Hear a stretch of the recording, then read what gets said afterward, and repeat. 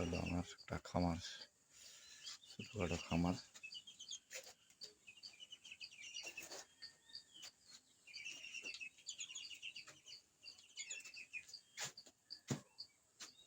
এটা খুব আরামে আছে।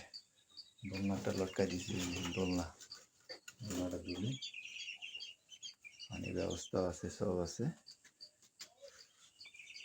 আরামে থাকে এরা।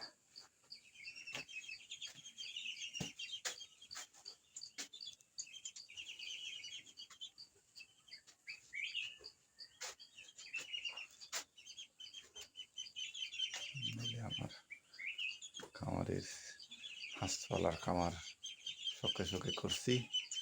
এখন হইতে হইতে প্রায় 1000 হাঁস করবো এখানে। চীনা হাঁস, সবগুলো চীনা হাঁস। চীনা হাঁসের বাচ্চা আমার খুব শখ। চীনা হাঁস ছাড়া আমার ভালো লাগে না।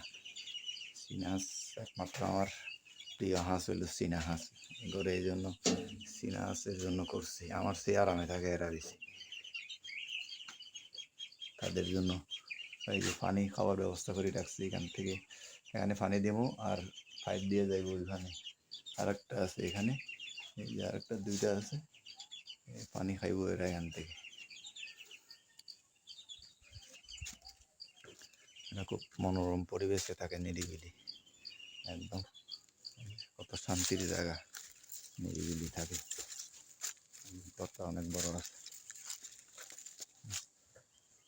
অনেক বড় ঘর, তাদের জন্য করছি। আর আরামে থাকবো।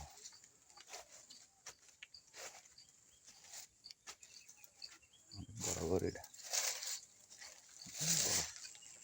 অনেক বড় ঘর। এই ছাগল আইয়া পড়ছে, ছাগল এই যে আমার এখানে মানুষের ছাগলগুলো আইয়া পড়ে, গ্রামের সব ছাগলগুলা।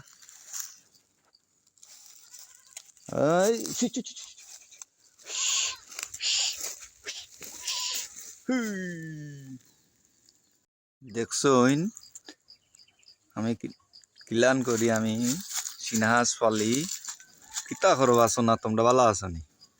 এই আমার চীনা হাঁস এমনি পালি, মাছকুই হাঁস, জঙ্গলি হাঁস, এই তারা এনে থাকে, আরামে থাকে। এই কিতা লড়াচড়া করো নি বাছো না? কিতা খাইরা, কিতা খাইরা, খাদ্য খাইরা নি? হক্কা হক্কা হক্কা, বেশি করে হক্কা, বড় হক্কা, তাড়াতাড়ি দিন দে হক্কা। চীনা হাঁসের বাচ্চা ফালতে হইলে এইভাবে ফালতে হইব।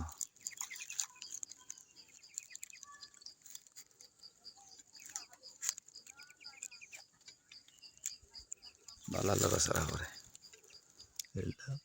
গ্রাম থেকে কিনছি, একটা 200 টাকা রে বাবা, যে দাম চীনা হাঁস বাচ্চা। খা খা খা,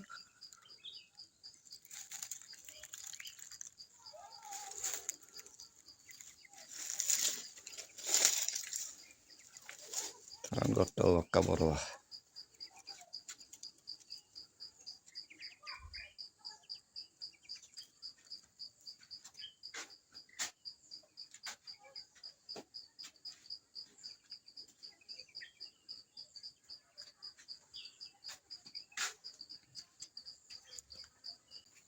এলো অবস্থা গ্রামের অবস্থা হলো এটা।